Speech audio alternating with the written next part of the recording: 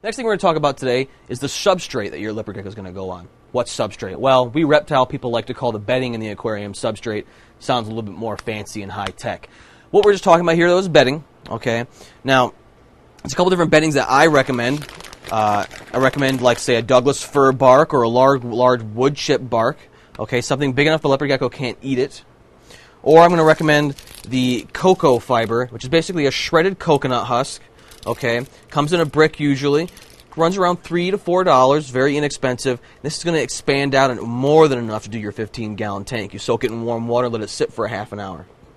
Now, a lot of people are going to want to use sand for the leopard gecko. I don't recommend sand. I don't recommend sand for any kind of lizard because it could cause what's called impaction. Most sands that you're buying on the market, even the calcium sands, are going to be man-made items that when you put them under a microscope are square, rather than being spherical like natural sand is. What happens is the animal ingests this slowly over time and it starts to build up in the stomach. It's kind of like playing Tetris inside your reptile.